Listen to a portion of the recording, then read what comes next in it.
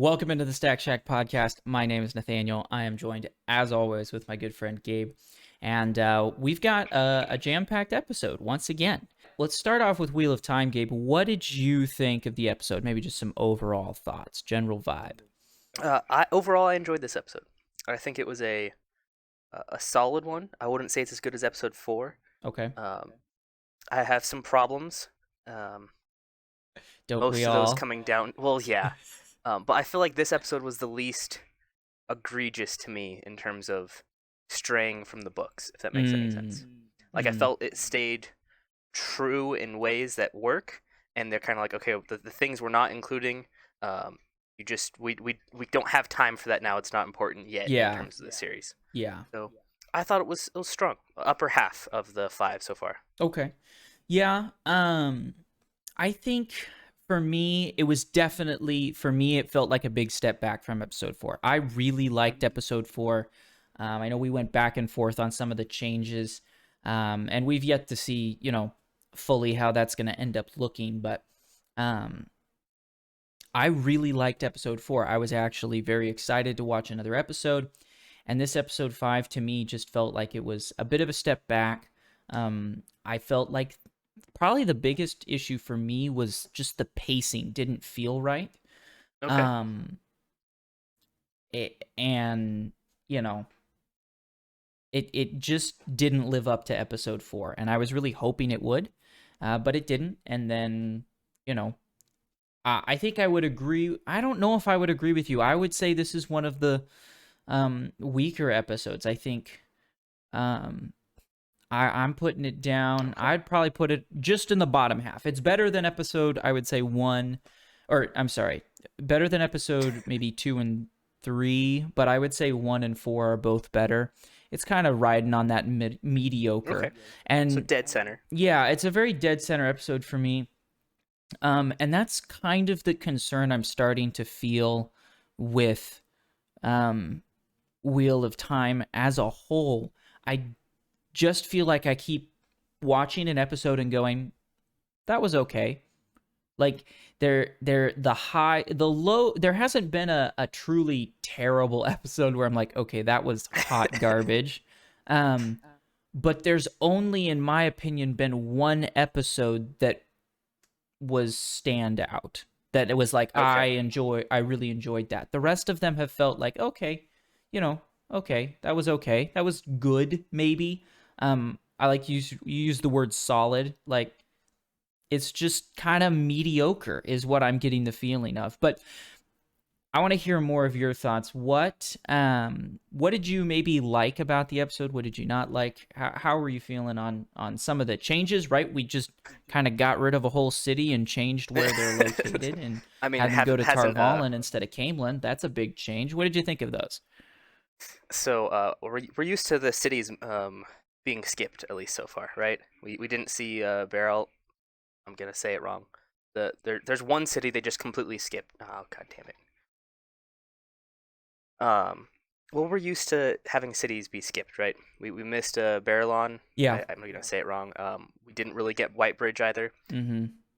but we've worked around that, right? Yeah. Um, those weren't necessarily needed for the show and right now. Yeah. Um, and so I felt like skipping Camelin. I have some issues with it, Okay. but in book 1, like for those who have read the books, without any spoilers for those who haven't, uh, in book 1 we have Elaine and Gawain, however you say his Gowan. name. Yeah. Um, they are big Maybe. characters later on in the books. Like some of them are like the top chapter perspectives. Um, Mm. Same with Min from Barelon, the one who does Yep. Rand's prophecy. So we don't get those here, but they don't play a role besides just, oh, hey, look, this is a character that you want to remember later on. Yeah. Really, in the book, at least book 1. So I'm okay with them skipping those certain areas because, okay, it's not a huge deal here. Yeah. In terms of those locations, I have problems with like some of my favorite moments of the show were, say, the actually not the show, the books. I Okay, you would remember more. So spoilers for book 1 here. When do they use the Waygates? They use those The to ways. leave. They use those to leave Camelin. Um, Okay. Okay. I couldn't remember if it was before or that was book 1 or book 2. it's definitely book one.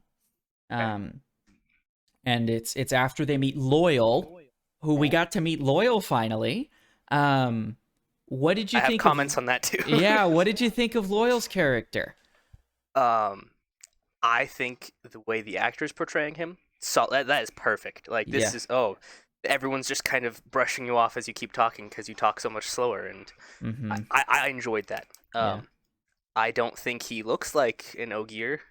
Um, like in the books, a lot of his character like little quirks is his ears moving or like eyebrows twitching, and we got none of that because he's supposed to have like big old ears and stuff. Yeah. Um, so I was a little disappointed with how he looks, Mm-hmm. but the actor's portrayal solid.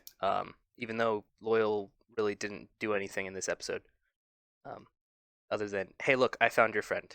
Yeah. Yeah. Way to go. He'll Um, definitely come into play later. But yep. yeah, for me with Loyal, I actually read an interesting article because there were images of Loyal Yeah. that were leaked beforehand.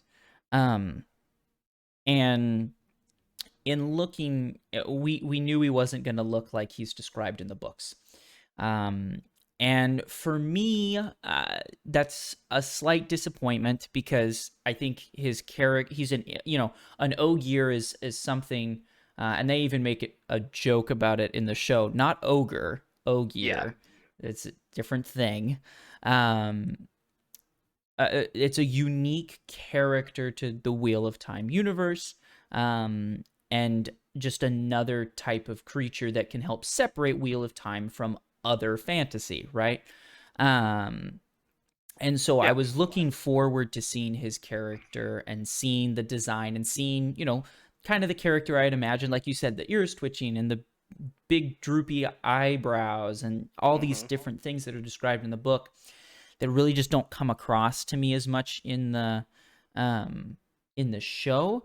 I'm curious. So one of the main statements that was made by the costume designers and the animators is they couldn't afford to do a full like motion capture animation. Think Smeagol, think um, Thanos, right? They couldn't Yeah. afford to do that. And so they had to try and think of a more practical way, right? They couldn't make him the 10 feet tall, et cetera, et cetera. Um, and I totally understand that. I have no problem with them not making him as tall, making his character something that they can do with prosthetics and, with Yeah. practical effects that are a little less expensive and time intensive to animate a full motion capture like Thanos is ridiculous. Oh yeah. Um, Yeah. We're not working and with Marvel budget. and Loyal is a character who is on screen a lot in book one, um, or on the page a lot, I guess you would say a lot. And we know he's involved a lot, and he has a lot of talking and speaking. And so it would be a lot of animation to get him, to look like that from a CGI perspective. But I think there's still things they could have done with practical effects. Like you said, can we just give him some bigger ears? Can we I feel like there were a few like simple things that they did miss out on, and that was a bit disappointing for me. But the actor who's playing Loyal is doing a great job. Oh, Loyal's A just plus. always talking and telling these long stories to get to a very simple point. He takes forever to get to the point. And I think they're nailing that part of the character. I did think personally, he talked maybe a little too fast for me, Mm. but because I always kind of envisioned more of kind of the treant or the ents, right? In Lord of the Rings, where it's just really slow speaking. But I think that was more my own interpretation of what the book was saying. Because when I kind of thought more about how did the book actually describe him, I think what they're putting on screen is actually probably a better representation than even the one I had in my head. Um, So I thought Loyal was fun, and I like Loyal as a character. I'm excited to see him moving forward. So it was He's just very cool to fun. have him introduced, I think. Yeah. Um, I think so. You mentioned pacing as one of your big issues with this episode, right? Correct. Um, so my problem with the episode, I think it ties into pacing in this. Uh-huh. How much of the pacing do you think would have been better if we got more character moments or more screen time with our main cast rather than Stepan and dealing with the grief of his Aes Sedai? Yeah, let's talk Okay, about let's get into it. yeah, let's talk about the issues I have with our two funeral scenes. There's two of them in this Uh episode, huh. and they are so long, and Painfully so at they're times. painfully long. And you know what? My biggest problem with it, and this goes exactly into my pacing problem. I have no problem, I think, showing the bond between the Aes Sedai and the Warders and the camaraderie of the Warders. We talked about that last week. We thought the camaraderie of the Warders and being able to see that on screen more was one of our favorite parts, Yeah, right? So especially I'm fine with showing that. I want to get more into that depth. I think that's something this show is doing a really good job, maybe even a better job than the books did, of showing that bond. But we have, like, I wish I actually did a timer on it, but it felt like over half the episode was spent by funerals, either the processions or the actual funerals. And that was way too long, in my opinion. Now, I think a funeral scene can have a huge emotional impact. Okay. yes. Um, and I think it's worthy, all and sometimes you do want to do a full long, kind of part, or section of your show to be about the funeral and that whole event, because you can show a lot of character development and growth and emotion in that hyper intense environment. Yes. I'll use the show Vikings as an example for any of you that's seen that. There's multiple Viking style funerals in that show that have great impact. Some of them, though, are very short. We don't have to spend 20, 30 minutes out of our 50-minute episode in a funeral. Um, and they kind of move on. The other thing I'm going to say is the length of your funeral in your show should be proportional to what we know of that, like how attached we are to that character and how much we know about that character. And unfortunately, I mean, our Aes Sedai we see for like half an episode, right? So Yep. her funeral does not need to be that long. And then Stepan or whatever his name is. See, I don't even remember how to pronounce his name because he wasn't that integral to the story. Like, he's not a character we're attached to. We're attached to Lan and Moraine, so we can see their pain for losing friends, but we can show their pain of losing friends. Like, for example, Lan sitting there and talking with Stepan, and you could have some discussion there, and that's fine, and we can get that out. And you could have some moments of maybe Lan and Moraine together talking, to both be in mourning for their friends. But I don't need that long of a funeral when No. I'm not attached to either of the people that died. Not that attached. I liked both characters, right? I liked, again, Stefan and the whole warder dynamic I really liked, so I felt for him. And to see him in pain and then him die, right? I get that. Um, but the length of the funerals was way too long, Yeah. in my opinion, and I think that really screwed up the pacing. Um, Yes. I would have loved to just stay with our main cast of characters more. Get more time of Loyal and Rand talking about maybe being an Aielman. Like, Yeah, I mean, you introduce introduce Loyal, and then he has like 3 scenes. exactly. Maybe bring Nynaeve in sooner to find Rand. Like Loyal gets her, and we get a little bit more time with them, those three together. Yeah, Get more time with Rand and Matt talking.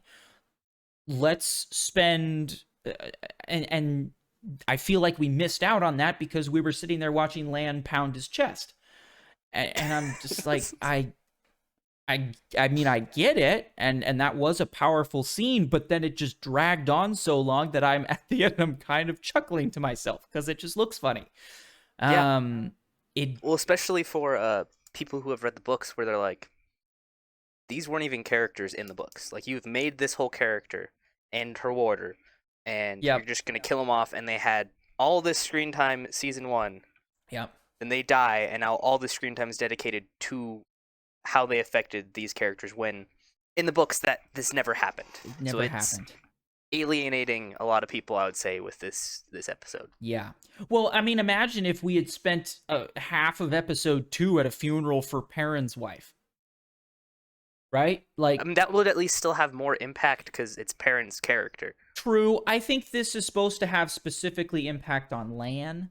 Um, but even then, I I think, still would be I would still be mad if we spent half an episode on a funeral for Perrin's wife. Like, I get oh it. yeah, for sure.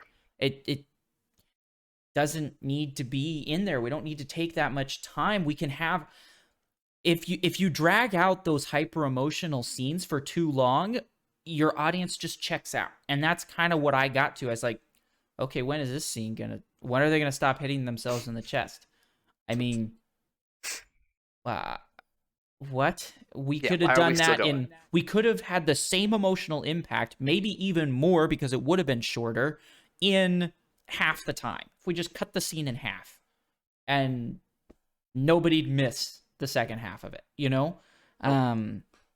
So that's kind of Yeah, where I was on the pacing. I completely agree. That was my biggest issue with the episode. Mm-hmm. Um, Now, ignoring the pacing there, Correct. and how much we disliked that said scenes because of pacing. Correct. How did you like the other parts of the episode?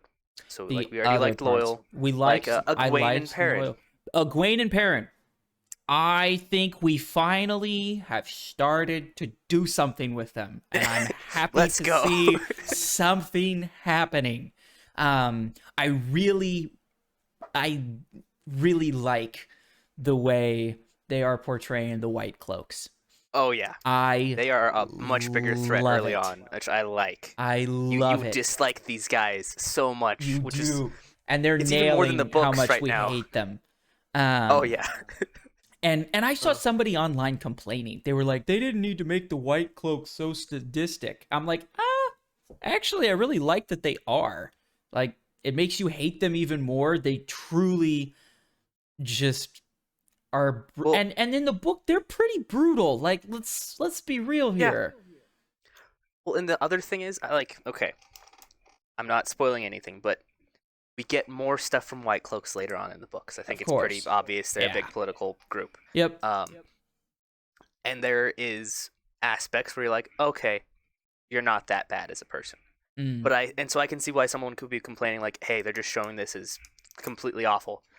But the main person we hate so far with the White Cloaks is this. I Questioner. can't even think. Yeah, Questioner. Thank you. Yeah. We already saw that the one captain the Questioners was with earlier, which episode 2. Yeah, I think so. And how he was like, yeah, I mean, he was much nicer than the Questioner. Correct. So I don't see the complaint here. And I like, don't either. And they talk even in we see an interaction later in book 2 we get, which we're kind of blurring the lines with book 1 and 2 with this first season, so I feel comfortable speaking a little bit about book 2. But there is a point in time where we get the perspective from a White Cloak like kind of commander, And he, when he's thinking about and talking about when he's thinking internally about the questioners and kind of describing them, um they truly are just fanatical. And like he talks about them, they would be the type of people to just come into a town and kill everyone in it Yeah. just because they Yep. felt like it. It's definitely a faction within a faction. Correct. And so to see, like, we have, like you said, we've seen some of the more normal white cloak commanders and they seem nicer, but this questioner is so fanatical and insane. um I Yeah, think they're you doing a just. great job with the questioner. Oh yeah, I gotta say the actor who's playing him, Mm-hmm. you are nailing the just creepy vibes so well. Yes. Um, he's just hitting all of the check marks for what I want out of the questioner. So Mm-hmm. A plus. Yep. Yep. He's doing a great job of being like unemotional, right? It's not he's coming across as if he doesn't enjoy doing this. Although you can tell he To an kind of extent. does. Yeah. But he's coming across in how he speaks and how he talks of like, I'm just, this is my job. And is that his job? No, probably not. But that's what he's claimed, as this is what my job description is supposed to be. I feel like I'm supposed to be doing this. He has no remorse None for his whatsoever. actions, and I think that's really cool. Um, what did you think of? Because in the books, when Perrin and Egwene are captured by the White Cloaks, Lan and Moraine come and kind of save them. In here, we have the wolves. What did you think of that kind of change, and what did you think of the um, interpretation of Perrin's kind of yellow eyes and some sort of wolf-like abilities coming into play? So, um, I'll have to. I'm gonna ask for some reminders here because it's been a while since I've read book 1 and 2. Um, when I'm gonna have to ask for some reminders because it's been a while since I read book 1 and 2. Okay. With Perrin's eyes, Mm-hmm. he definitely has like people have in the books. There are different times where people are like, his eyes look almost gold like. Then other times where it's very much they're definitely gold. Yeah. So I can't remember if it's like how much they fluctuate or if it's just how people see it, what light they're in. Um, So I liked how his eyes looked in the show. Let's just be straight with that. okay. Um, but yeah, I'm trying to remember if it was because in the books it's definitely not just when he uses his powers, but I can't remember how much it fluctuates in the books, like Yeah, how they gold don't versus go not into gold. real detail. It's so I don't know how much it fluctuates. It's Okay, definitely more obvious in like dusk and nighttime. Is what it's kind of described as, because it looks like he's able to still see really well, right? right, yeah, like a Um, predator. exactly. And there is some sort of yellow hint, maybe, but he also like averts his eyes a lot so that nobody Yeah, can tell. right. Um, and but even somebody like Rand is like, I can't tell what's different about him. So I know it's not too like wildly obvious. Um, but it's definitely there. I feel like it's more just a constant, like slight Okay, tinge. Um, but it's definitely not something that people like instantly can notice, except in like certain lighting or at certain moments they kind of realize what he has. okay. Um, Well, in with that context, I mhm. think it was fine in the show. Yeah, I would like to see it gold a little bit more, yeah, but that's a minor problem. very Um, minor. Yeah.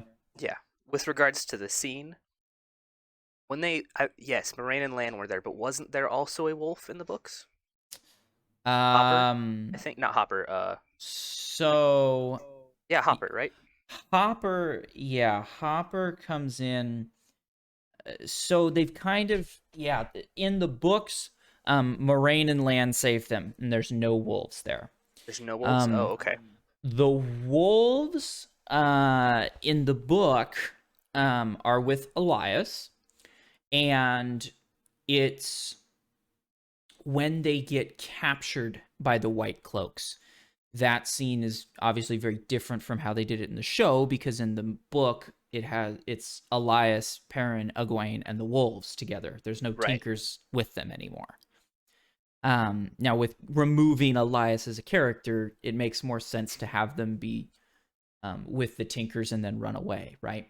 But in the books, the White Cloaks come in, and then Elias and the wolves go to work on him a little bit, and in the end, Hopper um, attacks a White Cloak to try and save Perrin. Hopper gets killed. Perrin pulls out his axe, which Right. again, we still don't have his Still don't axe. have the Why the axe. hell not? Uh, And he kills a couple of White Cloaks with his axe. okay. And then they capture him, and you know, Yeah, then the rest of it is a little more accurate to the books. But um, although there's no questioner, but I actually like the that's fine. changes. Like I said, Oh yeah, we've I like the removed question. Elias, so the changes at this point we're like, well, this is different. Well, but also it's only different because we got rid of Elias, so we had to get these characters into this situation a little differently. Right. So the changes I'm fine with, but yeah, so Okay. but the ultimate rescue does not come from the wolves. I personally, I kind of like this as a way to get the wolves in here without Elias, right? Have the wolves rescue him. I think Hmm. that's kind of cool. Um and I think it makes sense for this, for how they're telling this story right now. And the changes that they've already made, right? Um so I actually, I thought it was a good way to work in the story of the wolves and to keep giving us a look at a little bit more of Perrin's abilities, Hmm. as well as Egwene's abilities, and then also showing how terrible the White Cloaks are, and so I was happy with the representation personally. Yeah, I totally like the wolves rescuing him in Mm-hmm. this instance. Like how they've changed it up. I like that. I'm still just concerned that we don't have the axe. Yep.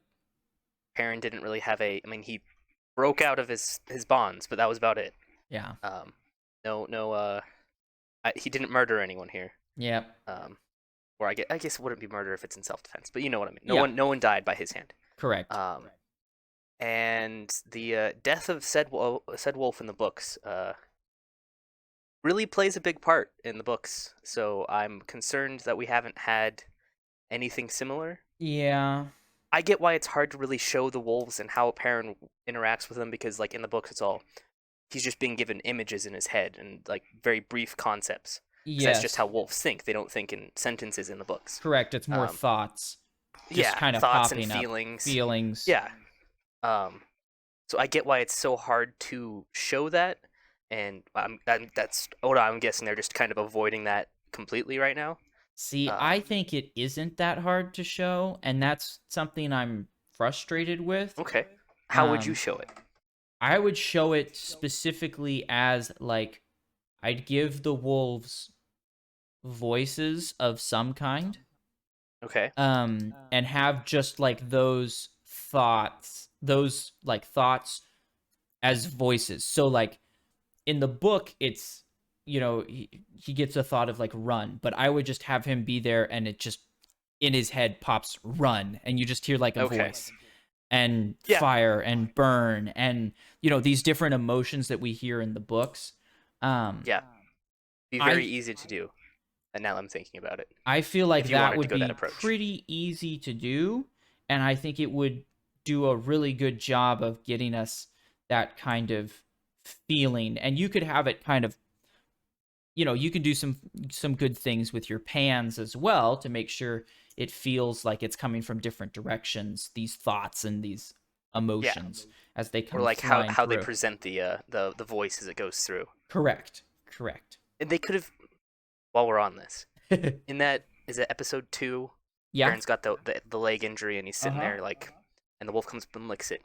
You could have just had a like, I probably would have introduced it where like you don't need to show like a thought every time. No. But like I would have used that moment to introduce like you would hear hurt or something like that, Yes. and then the Uh-huh. wolf comes up and maybe you got an image of a wolf with a similar wound or something, You could do and then flashes. We could do yeah, just a flash of flashes. an image, and you don't Mm-hmm. have to do that every time. You just have No. to like if you do a flash of an image with like a little whisper or a Yep. voice of Mm-hmm. some kind, Yep. and then from that point on we know, oh, we're hearing the voice from parents on the screen. It's probably a wolf. We And can he establish can be that as an startled audience. of like, holy smokes, I just heard a wolf. Yeah, Spot. and it would have worked perfectly in that moment. Yep. We could have kind of continued on where like the wolves are chasing them, and Yep. maybe you hear some voices like at the fringes of everything. Correct. It would have And made they don't have to be clear, right? Because he's just yeah, discovering these powers, so they can be kind of muddled or wispy or like far away and you can't quite tell what it's saying. mm, And I think that would have been a better implementation of what we've got going on with the wolves. Now, will they do I would something agree. like that moving forward? Maybe. I mean, they could. Yeah. I mean, like in the books, when he meets Elias, his powers are only starting to awaken, right? Mm-hmm. So they could be changing the timeline of that. Which Correct. I'm not excited for, but if they bring it in, I'm happy at least. Yeah, we'll Um, just have to see. yeah, we'll see what goes on. Um, I'm very confused at the direction they're going the rest of the show now. Because what wasn't it? And they don't even get to Valen No, they don't get to in book Tarvalin one. in book one. So we've skipped that whole, maybe not skipped. We've rearranged the storyline here, I and I'm think confused where we're getting.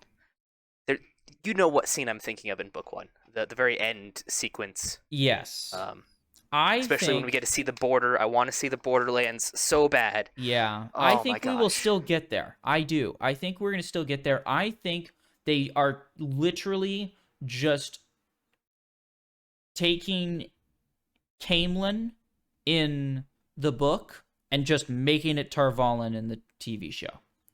Um, for right now, because Didn't they say Camelin's something where we meet about? Loyal. Well, we meet Loyal in Tarvalin. Camelin's the first big city that Rand and Matt get to after they run away from Tom.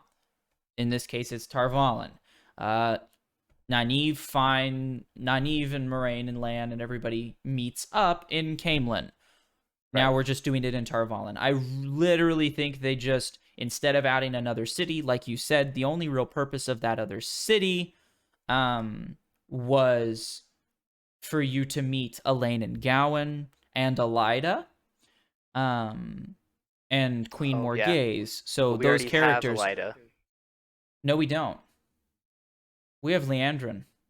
Ah, I keep mixing them up in my head for some reason. And Yes, thank you. it's interesting that you're mixing them up because one theory I've heard is that they're going to make them the same character in the show. Like they're because apparently, and again, I haven't read beyond the very beginnings of book 2 where Leandrin is still very much a presence, but apparently Leandrin maybe isn't quite as main of a character. I still think they're going to do two characters. I think they're just leaving Elida and Elaine and Gowan for later. I think they're going to do the whole Camelin stuff later and instead just take the like little things that happen in Camelin, like meeting Loyal, Rand seeing the dragon, and the dragon seeing him, and Matt seeing right. They've kind of maybe changed that a little bit, but them being able to see the dragon, and then them meeting up with the rest of their friends, all happens in Camelin. Well, the only point to have all of that happen in Camelin is so that you can meet Elaine and Gowan as well. But like you said, Elaine and Gowan are very important characters, but they don't really do Later on, anything. yeah. You just meet them in book 1 and then do nothing with them the Yep. rest of book 1. And so far, I'm probably about a third of the way through book 2. I still haven't met them again there either. Okay. So it's like, okay, we can come back to them. And Haven't you so met them in book 2? I don't think so, not yet. Okay, I'll ask questions later because I again don't remember where everything is. But there is a scene with them in book 2 Hmm. with Matt that I love quite a bit. Oh yeah, no, Um, we've not had that. I haven't read maybe that that's yet. book 3. It might be book Gosh, it's all 3. blurring together. Good. It's a lot of books. It's hard But to remember which ones are which. And then the TV show is definitely not following a book by book yeah, kind of structure. It can't. We've talked about that at length as well. But um, I I have think a we're just concern doing with them Tarvalin. switching stuff though, with the getting rid of Camelin though, Yeah. What is it? because the whole point of it once like all of book 1 is them trying to get to Tarvalin, right? Yeah, Basically. basically. Yeah. Um, so what's the motivation to go to the Borderlands now? Because they were still trying to get back to Tarvalin at that point. No, they aren't.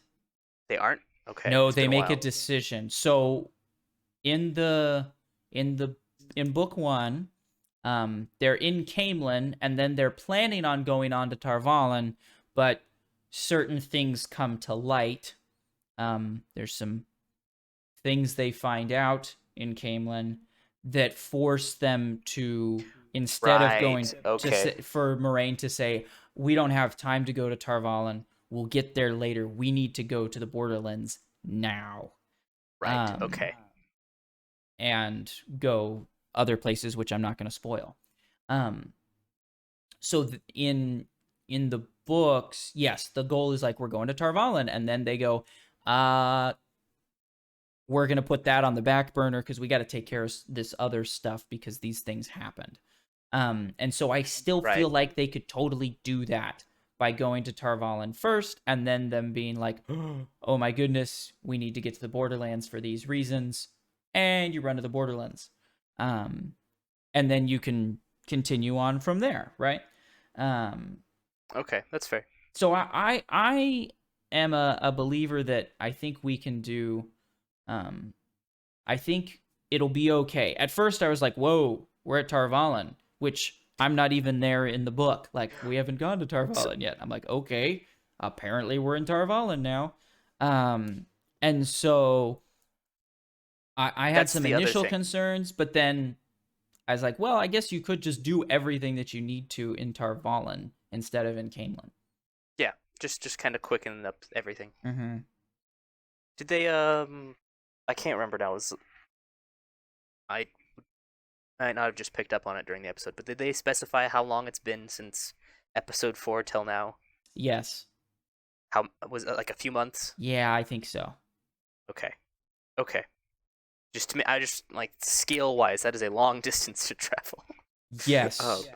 That's the Okay. one main concern I have of making it Tarvalin, is because Tarvalin in the book is so far away, um, that they have to go to all these cities just to, we're halfway in Camelin, We're getting there. we're getting there. And so that was my one concern, is they've definitely kind of shrunk some things, but they also, by putting in that time jump of like, hey, boom, 3 months Yeah. later or something like that, we get a sense of, okay, they've been traveling for a while. Okay. And I think that works out all right. Okay. Yeah.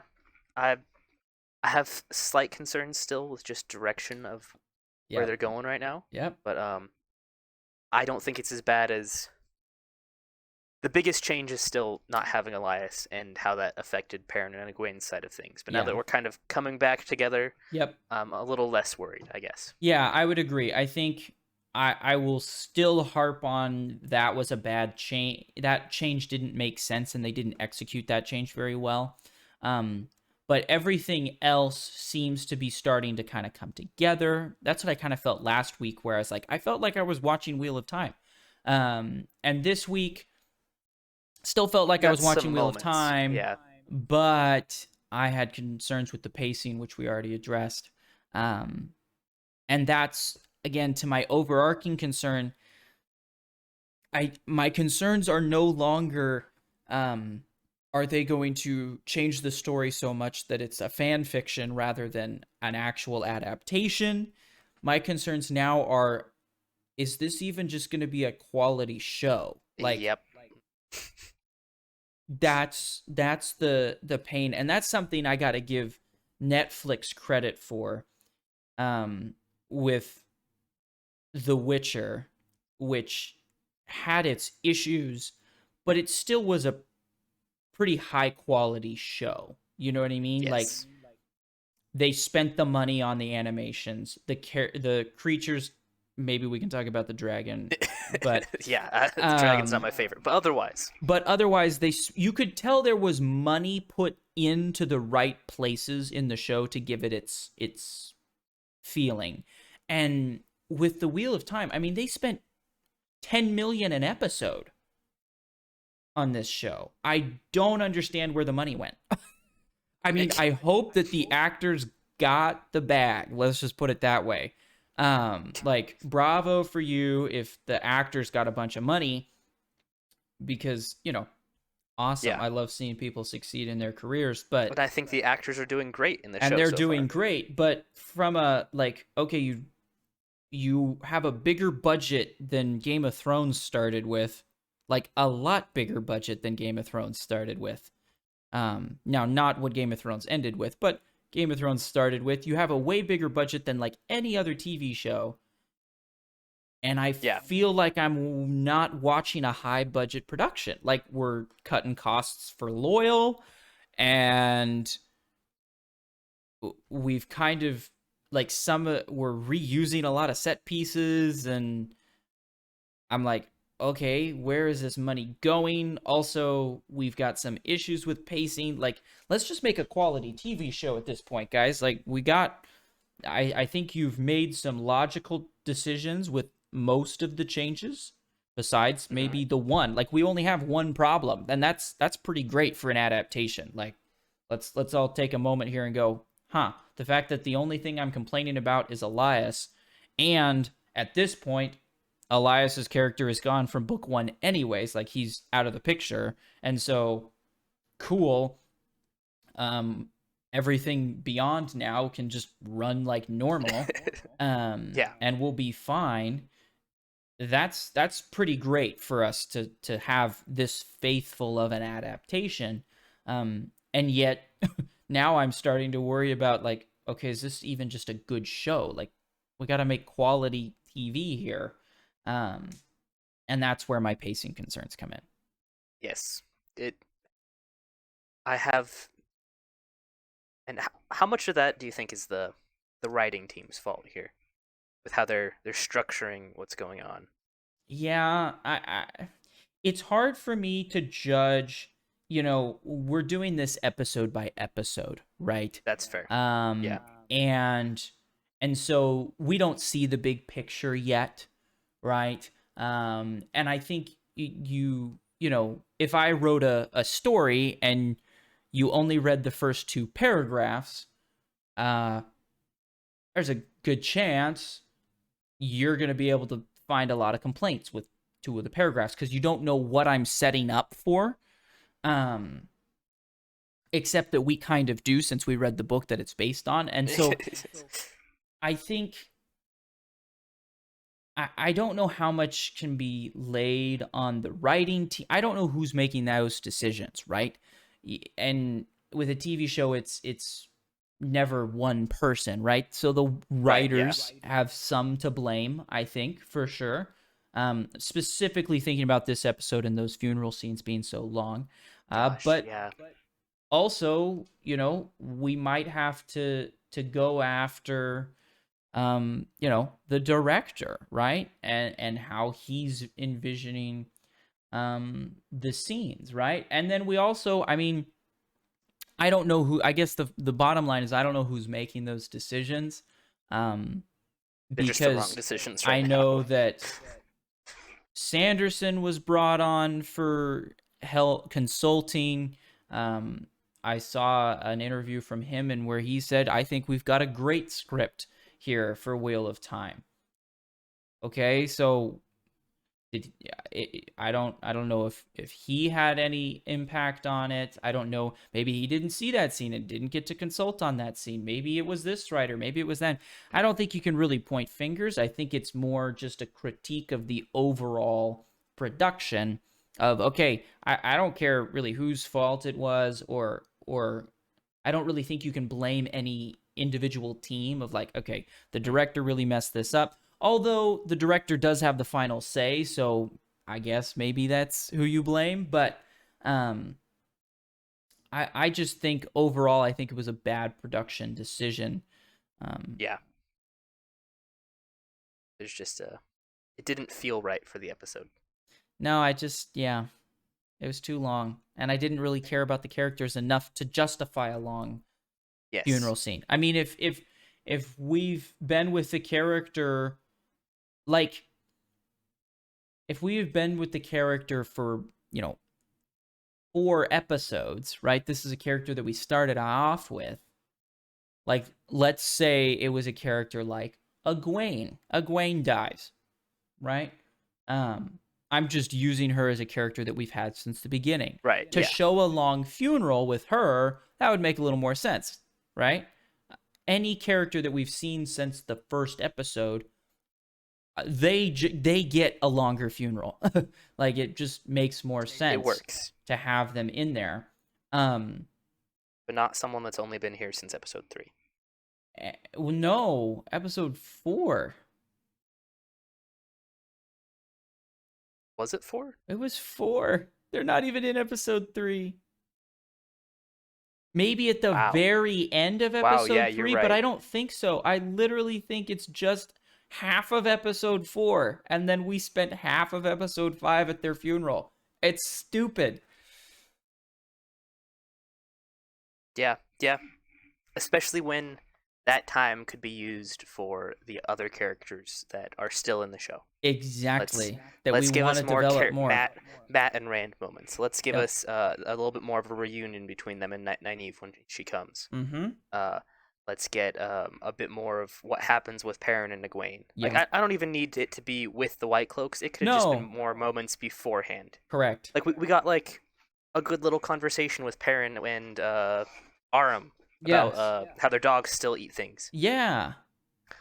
Like we could have had a bit more character moments like that Mm-hmm. instead of I'm gonna pound my chest for 5 minutes. Exactly. Exactly. So, but who knows? Maybe there's a big Maybe. thing that they're planning with this the next episode. Yep. We'll have to see. Maybe. I mean, we'll see. I find it hard to believe that you could do like, even if there is a big thing, I still think it could have been shorter and still had the same impact. Like I don't see how the extra minutes, um, Yeah, played into it. yeah. I didn't think they were needed. Could have been used otherwise. Yeah, definitely. We'll have to see for next week. We will have to see for next week. I'm excited. I mean, we're recording this a day before the episode drops. So Little... I mean, you'll see it after the episode drops, but I'm excited for the next episode. I'm still interested to see where we're going. I'm interested to kind of get back on track. Maybe we'll see the Ways in the next episode. That'd be sick. Or the Borderlands. I'm happy. Or the either way. Borderlands. Well, we have to see the Ways before the Borderlands, so unless we skip, unless they change yeah. things. Oh no, who knows? We'll see, and we'll be covering it here on the podcast next week.